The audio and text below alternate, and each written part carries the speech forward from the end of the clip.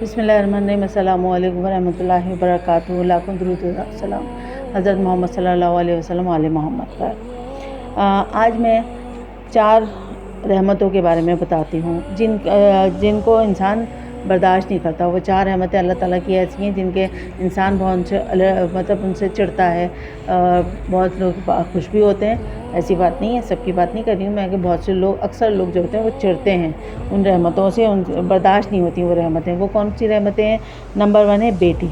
अब बेटी इतनी बड़ी रहमत है अल्लाह ताला की कि आप तसव्वुर भी नहीं कर सकते हैं। लेकिन जिसके यहाँ एक बेटी होती है, चले अच्छा ठीक है, दूसरी हो गई तो सही है, लेकिन जब तीसरी हो जाती है तो फिर उनको फ़िक्र लगती है कि क्या कहते हैं, ये क्यों हो गई बच्ची, और फिर इससे वो चिढ़ने लगते हैं। वो कहते हैं मुझे बेटा चाहिए, मुझे बेटा होना चाहिए, बेटियां हो जा रही हैं। जिसकी 4 बेटियां हो गई वो और ज़्यादा परेशान हो, तो फिर वो अपनी बीवी को क्या कहते हैं ये तो बेटियां पैदा करती है, इसको तलाक दे के दूसरी शादी करें ताकि बेटा पैदा हो।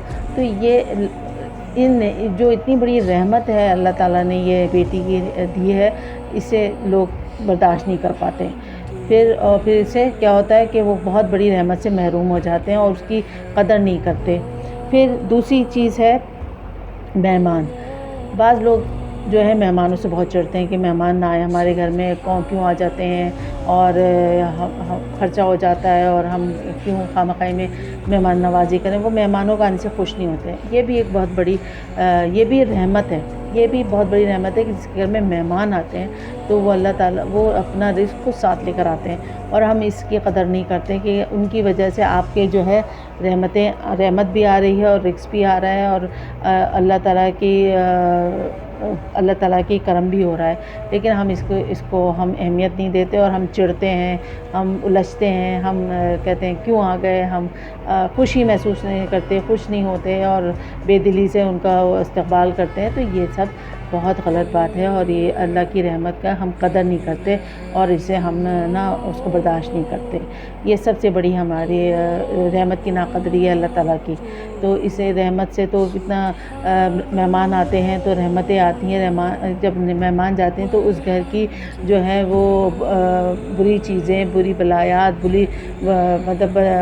बहुत सी ख़राब चीज़ें लेकर जाते हैं और अच्छी चीज़ें छोड़ के जाते हैं। तो ये इतनी बड़ी रहमत है और हम इससे ही चिढ़ते हैं, और इससे नहीं चिढ़ना चाहिए और इससे खुश होना चाहिए, और अपनी इस्तिताअत के मुताबिक उनकी ज़रूर खातिरमदरात करनी चाहिए।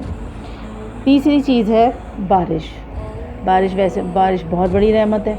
बारिश ना हो तो इंसान परेशान रहता है, गर्मी होती है, फसलों को पानी चाहिए होता है, पानी पीने का नहीं होता है। तो कितनी बड़ी रहमत है कि हमारी बारिश हमें जब होती है, और जब बारिश बहुत ज़्यादा शुरू हो जाए तो हम लोग परेशान होने शुरू हो जाते हैं कि ये तो बहुत ही बारिश हो रही है, रुक ही नहीं रही है, इतना मसले हो रहे हैं। इंसान कहता है क्यों नहीं बारिश रुक रही है, और बारिश से हम चिढ़ने लगते हैं। ये चीज़ें नहीं होनी चाहिए। ये अल्लाह की रहमतें हैं, इनका हर पल शुक्र अदा करना चाहिए, हर लम्हा शुक्र अदा करना चाहिए। अल्लाह अगर बारिश ना दे तो कहत आ जाए, अल्लाह बारिश ना दे तो पानी के लिए हम तरस जाएं। ये एक ज़रिया अल्लाह ताला की रहमत का जो अल्लाह ताला बरसाता है हमारे ऊपर, और हमें इसकी कदर करनी चाहिए। चौथी चीज़ है बीमारी।